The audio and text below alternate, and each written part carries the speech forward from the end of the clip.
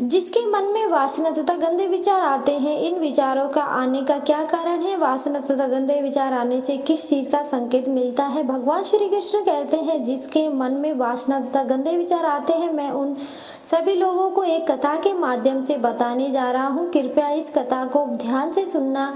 जो भी स्त्री या पुरुष इस कथा को ध्यान से सुनेगा, जो भी स्त्री या पुरुष इस कथा को ध्यान से सुनते हैं, उनके अंदर से सभी गंदे विकार निकल जाते हैं और उन सभी लोगों पर भगवान खुश होकर कृपा और दया सदा बनाए रखते हैं। एक बार की बात है, देवर्षि नारद इंद्रलोक गए थे, तो वहाँ इंद्रदेव, उर्वशी, मेनका और रंभा ये सभी लोगों भोग विलास में खुश थे और नारद से मिलने के लिए इंद्रदेव नहीं आए। इससे नारद को अच्छा नहीं लगा। तो नारद ने मन में एक प्रश्न आया कि लोग भोग विलास में इतने क्यों लीन हैं। तो नारद सोचा, यदि कोई ऐसा व्यक्ति हो जिसने आज तक भोग विलास ना किया हो, तो वह मुझे इस प्रश्न का उत्तर दे पाएगा। तो नारद को ध्यान आया शिवजी के अवतार हनुमान जी की। तो देवर्षि नारद जी ने जल्दी इंद्रलोक से प्रस्थान किया और हनुमान जी के पास पहुंच गए। हनुमान जी उस वक्त तपस्या कर रहे थे। वैसे ही नारद जी मुनि वहां पहुंचे तो हनुमान जी ने आंखें खोली और नारद जी से बोले, हे मुनिवर, आपका स्वागत है, बताइए सब कुशल मंगल तो है ने? आप मेरे लिए क्या खबर लाए हैं? तो देवर्षि नारद बोले, संकट मोचन ऐसी कोई बात नहीं है, मैं बस आपसे एक प्रश्न का उत्तर मांगना चाहता हूँ। तो हनुमान जी बोले, हे मुनिवर, बताइए आपका वह कौन सा प्रश्न है? तो नारद जी बोले, हे संकट मोचन, आपने आज तक किसी भी स्त्री को छुए नहीं है और ना ही आज तक आपने किसी के साथ भोग विलास किए हैं, परंतु जब मैं इंद्रलोक गया था तो देवराज इंद्र मुझसे मिलने तक नहीं आए, क्योंकि इंद्र, रंभा, मेनका और उर्वशी के साथ वासना में मगन थे। तो मेरे मन में यह प्रश्न आया कि मनुष्य के मन में यह वासना का विचार क्यों आता है और इसे कैसे रोका जा सकता है? तो हनुमान जी बोले, हे मुनिवर, मैं आपको इस प्रश्न का उत्तर बता रहा हूँ, परंतु इसके लिए आपको एक प्राचीन कथा सुननी पड़ेगी। तो नारद जी बोले, हे संकट मोचन, वह प्राचीन कथा कौन सी है? कृपया आप मुझे सुनाने की दया करें। तो हनुमान जी उस कथा को सुनाना शुरू कर दिया और कहते हैं, एक बार एक नौजवान लड़का एक ऋषि के पास गया और ऋषि से पूछने लगा, हे मुनिवर, मेरे मन में गंदे विचार क्यों आते हैं? मैं नहीं चाहता कि मेरे मन में गंदे विचार आए, परंतु फिर भी मेरे मन में काम वासना के विचार आते रहते हैं और मैं इनके बारे में सोचकर बहुत टेंशन में रहता हूँ। मेरी ऊर्जा और मेरा समय सब सोचने में ही खराब चला जाता है और इन विचारों की वजह से ही मैं कभी भी शांत नहीं रह पाता हूँ और मैं स्त्रियों के मोह में फंस जाता हूँ और मैं अपनी आप को रोक नहीं सकता। हनुमान जी बोले, हे मुनिवर, फिर वह ऋषि मुस्कुराए और उसे लड़के से पूछा, क्या तुम जानते हो यह काम वासना होती है क्या? उस लड़के ने उत्तर दिया, मैं यह तो नहीं जानता कि काम वासना क्या है, लेकिन हे गुरुदेव, यह जो भी चीज है वह बहुत गंदी है। फिर उस ऋषि ने बोला कि सबसे पहले तो तुमको यह जानना पड़ेगा कि प्राकृतिक रूप से जो भी चीज हमारे भीतर है उसका हमारे जीवन में कुछ ना कुछ महत्व है। वासना कोई गंदी चीज नहीं, यह तो हमारे मन की एक इच्छा है जो हमें किसी ना किसी चीज की कमी को बताता है और फिर हम उस चीज को प्राप्त करने के लिए उसके पीछे भागते हैं। ऋषि लड़के से कहता है कि जैसे यदि हमारे पास धन कम है तो हमारे अंदर धन पाने की वासना जागेगी। तो वासना कुछ और नहीं, बस एक तरह की कमी है जो जरूरत की को महसूस कराती है और जब यह जरूरत शरीर का हो तो हम इसे काम वासना कहते हैं। नौजवान लड़का ने ऋषि से बोला कि ऋषिवर, मैं काम वासना को तो समझ गया, लेकिन आप मुझे यह बताइए कि यह काम वासना कहाँ से आती है और क्यों आती है? हनुमान जी बोले कि काम वासना कहीं से नहीं आती, यह तो हमारे अंदर ही रहती है और इसका होना बहुत जरूरी है, तभी तो मानव जाति का विस्तार बढ़ेगा। फिर वह लड़का बोला, जब यह हमारे अंदर ही है तो और जरूरी है भी है तो फिर लोग इसे गलत क्यों बोलते हैं? तो ऋषि बोले, यही तो परेशानी है, लोगों ने काम वासना को गलत मान लिया है, इसे छुपाना और दबाना चाहता है।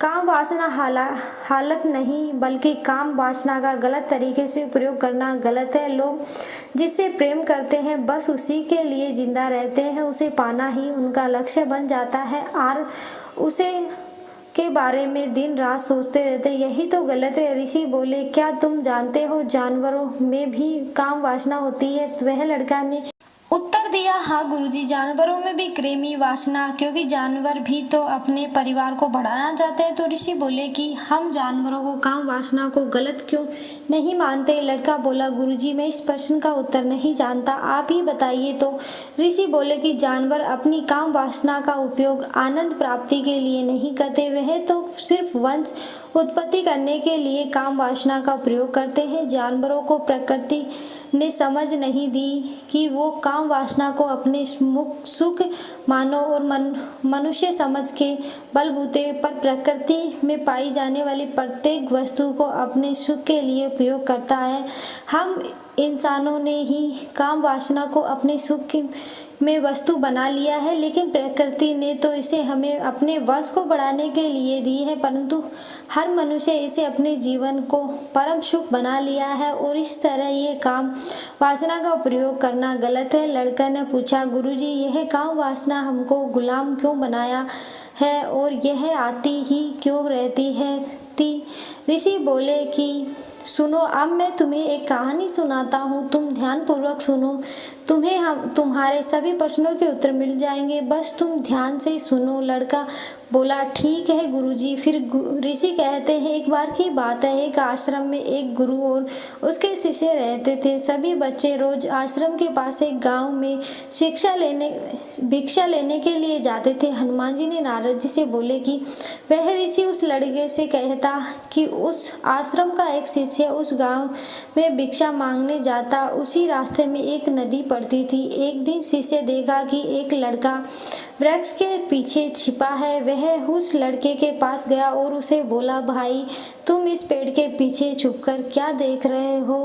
तो पेड़ के पास छुपे उस लड़के ने बोला, अरे तुमको दिखाई नहीं देता क्या कि मैं क्या कर रहा हूँ? तो वह शिष्य ने नदी के तरफ देखा तो वहां पर कुछ लड़कियां पानी भर रही थी। तो उस शिष्य ने उस लड़के से बोला, अरे भाई, वहां तो लड़कियां पानी भर रही हैं, इसमें छुपकर देखने की क्या बात है? तो वह लड़का शिष्य की तरफ देखकर बोलने लगा, अरे पागल, तुझे नहीं दिखता है क्या कैसे ये लड़कियां नदी में पानी भर रही है? थोड़ी उनकी अदाओं को देखो, उनके बाल उनकी कमर पर कैसे लटक रहे हैं, मानो सुंदरता बिखरी हो। शिष्य ने फिर नदी की ओर देखा और इस बार वह लड़कियों को देख ही रह गया, लेकिन अभी तक उसे कुछ भी नजर नहीं आ रहा था और वह बिल्कुल निडर था। उसे किसी भी बात का कोई डर नहीं था, परंतु अब वह छिपकर उन लड़कियों को देख रहा था। और जब वह छिपकर उन लड़कियों को देख रहा था, तब अचानक अंदर से अपने ही आतंकन से कांपने लगा और वह सोचा कि यह मैं क्या कर रहा हूँ? मैं जो कर रहा हूँ सही नहीं है, मुझे यहाँ से जाना चाहिए। फिर वह जल्दी से वहाँ से चला गया और आश्रम पहुँच गया। हनुमान जी बोले, हे मुनिवर, वह शिष्य वापस आकर अपने कार्यों में लग गए, परंतु जो वह देखकर आया अभी तक उसकी आंखों के सामने बार बार आ रहा था। उसके मन में वही दृश्य हो रहा था, उसका मन वही सब देखने के लिए हो रहा था, उसका काम में मन नहीं लग रहा था। फिर दूसरे दिन सुबह होते ही वह जल्दी भिक्षा मांगने चला गया और उस नदी के पास पेड़ के पास गया। वहां पर वह लड़का पहले से रहा। वह शिष्य भी उसके साथ मिलकर लड़कियों को छुप छुप कर देखने लगा। अब वह शिष्य रोज ऐसा करने लगा। अब वह दिन रात किसी न किसी विचारों में फंसा रहता, आश्रम के कार्यों को ठीक से नहीं करता, ना वह ठीक से सो रहा था और ना ही वह ठीक से खाना खा रहा था। उसका मन बेचैन हो गया। उसका मन बार बार उन लड़कियों के सुंदरता को देखने के लिए मचलता जब उसके गुरुजी गुरु दीक्षा देते तो भी उसका मन भटकता। जब उस शिष्य का यही रोज रोज का काम हो गया तो गुरुजी ने अपने शिष्य की हरकतों को समझ गए। हनुमान जी नारद जी को कथा सुनाते बोले कि फिर एक दिन गुरुजी ने शिष्य को अपने पास बुलवाया और बोले कि आज से मैं भी तुम्हारे साथ भिक्षा मांगने जाऊंगा, हम दोनों साथ साथ भिक्षा मांगे जाएंगे। तो शिष्य गुरु को मना करते हुए बोलता, नहीं गुरुजी, आप परेशान क्यों हो गए, मैं अकेला ही भिक्षा ले आऊंगा। गुरुजी ने शिष्य से बोला कि ठीक है, तुम अकेले ही भिक्षा लेने जाओ। जैसे ही गुरुजी ने इतना बात बोली तो वह शिष्य तुरंत वहां से भिक्षा मांगने के लिए चला गया। उसके जाने के बाद गुरुजी भी आश्रम से निकलकर अपने शिष्य का पीछा करने लगे और आखिर वह करता क्या है, किससे मिलता है, यह सब कुछ देखने के लिए उसके पीछे पीछे जाने लगे। कुछ आगे जाने के बाद गुरुजी ने देखा कि उसका शिष्य एक लड़के के साथ एक पेड़ के पीछे कोई चोर की तरह छुपा है और छुपकर कुछ देख रहा है। गुरुजी भी अपने शिष्य के पीछे गए।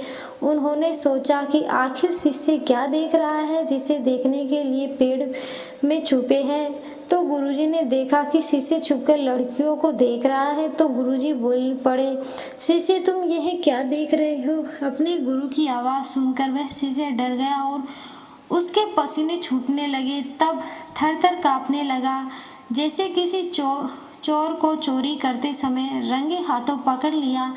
उसकी हालत खराब हो गई। वह कुछ नहीं बोल रहा था, वह अपने गुरु से नजरें नहीं मिला रहा था। गुरुजी ने शिष्य की ओर देखा और बोले कि हमारे शिष्य को निडर था, परंतु यह क्या, तुम तो डर के मारे कांप रहे हो। शिष्य ने गुरुजी से बोला कि गुरुजी मुझे माफ़ कर दो, इसमें मेरा कोई दोष नहीं है। मेरे साथ यह जो लड़का है उसने ही मुझे बहका दिया है, परंतु मैं आपको वचन देता हूँ कि आज के बाद मैं ऐसा नहीं करूँगा। फिर गुरुजी बोले कि कोई बात नहीं, लेकिन इस बात का तुम ध्यान रखना कि हम जैसी संगति करते हैं वैसा ही फल हमें मिलता है। वह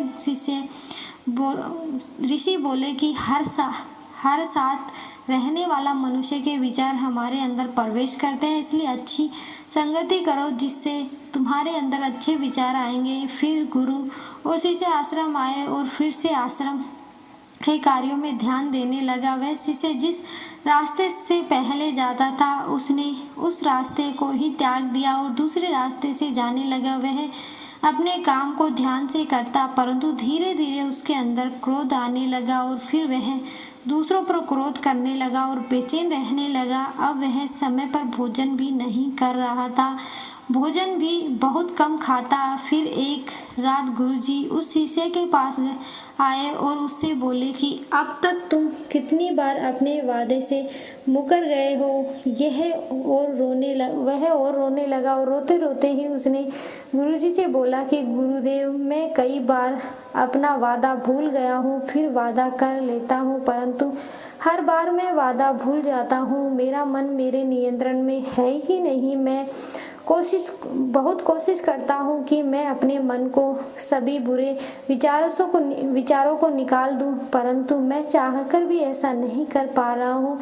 फिर गुरु ने शिष्य से बोला कि ठीक है, चलो मेरे साथ। गुरु शिष्य को आश्रम में बगीचे में लेकर गए और शिष्य से बोले कि देखो, यहाँ नालियाँ बनी हुई है जिससे नदी का पानी इन पौधों तक आ रहा है और यह अपने एक नियंत्रण बहाव से बह रहे हैं। क्या तुम इस पानी के बहाव को रोक सकते हो। अब शिष्य ने उत्तर दिया, हाँ गुरुजी, मैं इस बहाव को रोक सकता हूँ। फिर शिष्य ने मिट्टी उठाकर उस नाले में डाल दी। वह पानी कुछ देर के लिए रुका और फिर कुछ देर बाद मिट्टी के ऊपर से पानी जाने लगा। गुरु ने शिष्य से बोला, अरे यह पानी तो रुका ही नहीं। फिर शिष्य ने कुछ मिट्टी और पत्थर डालकर उस नाले में नाली में डाल दिए जिससे पानी रुक गया, लेकिन फिर उस पत्थर के ऊपर से पानी जाने लगा। उसके बाद गुरुजी ने बोला कि अरे यह पानी तो फिर से बह रहा है, तुम तो बोल रहे थे कि तुम इसे रोक दोगी, क्या तुम इसे रोक नहीं सकते? तब शिष्य बोला कोई बात नहीं गुरुजी, मैं अभी इस नाले पानी को आपको रोक कर बताता हूँ। फिर से एक भारी सा पत्थर लाया और उस नाले में डाल दिया और पानी का बहाव रुक गया। शिष्य ने गुरुजी से बोला कि देखो गुरुजी, मैंने बोला था ना कि मैं पानी को रोक दूंगा, मैंने पानी को रोक दिया, आपको बात मैंने पूरी कर दी। उसके बाद गुरुजी मुस्कुराए और बोलने लगे अच्छा जरा ध्यान से देखो, पानी रुका है, पानी तो नाली से अगल बगल बह रहा है और ध्यान से देखो इस पत्थर के आगे भी आ गया है और यह पानी अपना रास्ता बदलकर फिर से वहीं बह रहा है। फिर कुछ देर बाद ऐसा ही गुरुजी ने शिष्य को समझाया कि तुम्हारे साथ भी ऐसा ही चल रहा है, तुम बार बार प्रयास कर रहे हो पर हर बार तुम्हारा प्रयास असफल हो रहा है, यह हमेशा असफल ही रहेगा। तुम कितनी भी मिट्टी और पत्थर रख लो लेकिन पानी तो अपना रास्ता बना लेगा। यह सब देखकर शिष्य ने गुरुजी से बोला कि गुरुदेव, आपके पास कोई उपाय है जिससे मैं गंदे विचारों को रोक सकूं और यह मेरे मन में ना आए? फिर गुरुजी ने शिष्य को उस नदी के पास ले गए जहां से उस बगीचे में पानी आ रहा था। गुरुजी ने शिष्य से बोले पानी इसी नदी से जा रहा है, यदि हम यहीं से उस रास्ते को बंद कर दे, यहाँ से बगीचे में जा रहा। तो शिष्य बोला मैं इस पानी को यहीं से बंद कर दूंगा तो आगे ही नाली में पानी नहीं जाएगा। फिर शिष्य ने नदी में जाने वाले रास्ते को बहुत मेहनत करके पत्थर और मिट्टी डालकर बंद कर दिया और गुरु से बोला गुरुदेव, मैंने पानी को बंद कर दिया है, अब यह पानी बगीचे में नहीं आएगा। तो गुरु जी ने बोला यदि पानी बगीचे में नहीं जाएगा तो पौधों को पानी कहाँ से मिलेगा? उन पौधों को तो पानी की ज़रूरत है और उन पौधों में कुछ पौधे तो ऐसे हैं जिनको रोज पानी की ज़रूरत है, तो वह मर जाएंगे, उनका क्या होगा? पानी तो हमें खोलना पड़ेगा। शिष्य ने गुरु की बात मानकर वापस नदी में जाने वाले पानी को रास्ते में खोल दिया। तब गुरुजी ने शिष्य से पूछा कि यदि हम इस नदी के पूरे पानी को बगीचे की ओर कर दे तो क्या होगा? तो शिष्य ने जवाब दिया कि गुरुदेव, वहाँ पर जितने भी पौधे हैं वह सब खराब हो जाएंगे, वहाँ कुछ नहीं बचेगा। फिर गुरुजी मुस्कुराए और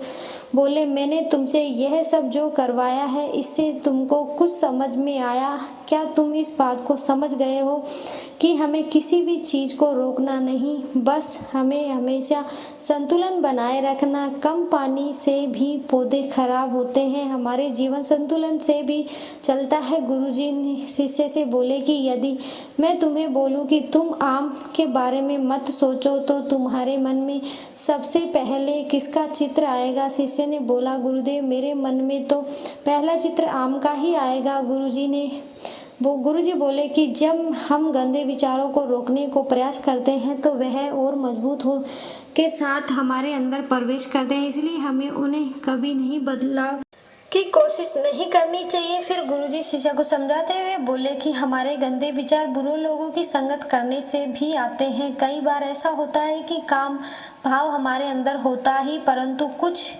असली लोगों के साथ रहने की वजह से यह हमारे अंदर हावी हो जाते हैं।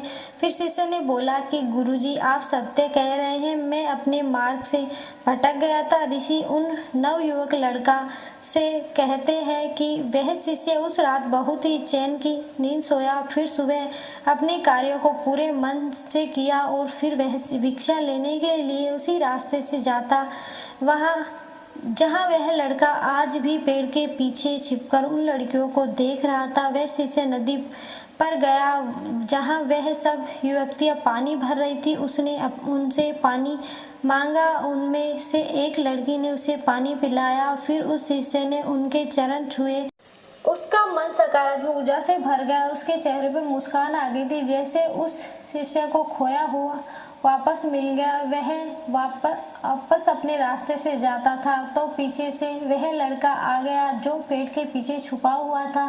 वह शिष्य के पास आया और बोला कि अरे भाई, क्या बात है, आज तो तुमने नज़दीक से दर्शन कर लिए, तुम तो मुझसे भी आगे निकल गए। तब शिष्य ने बोला कि हम हमेशा दूसरों के दर्शन करने से व्यक्त रहते हैं, अपने दर्शन कर ही नहीं सकते। तुम कब तक इस पेड़ के पीछे छिपते रहोगे? किसी को पसंद करते हो तो उससे बोल दो, यदि वह भी तुम्हें पसंद करती हो तो शादी कर लो, और उससे पहले तुम कुछ बन जाओ, अपने आप को जान लो। ऐसा अपना समय बर्बाद मत करो। फिर लड़का रोज उस शिष्य से मिलने लगा और उस लड़का ने नदी पर जाना त्याग दिया, और फिर वह लड़का अपने जीवन में कुछ बनने के लिए संघर्ष करने लगा। अब ऋषि ने लड़का का मार्गदर्शन किया और गुरु की वजह से एक शिष्य और उस लड़के के मन में वासना समाप्त हो गई। तो हनुमान जी ने बोला कि हे नारद जी, अब तो आपको सब कुछ समझ में आ ही गया होगा कि एक मनुष्य को गंदे विचारों से बचने के लिए क्या करना चाहिए। तब देवर्षि नारद जी ने, हाँ पवन पुत्र, मैं अब आपकी बात समझ चुका हूँ। वीडियो अगर पसंद आया तो वीडियो को लाइक करें, चैनल को सब्सक्राइब जरूर करें। धन्यवाद।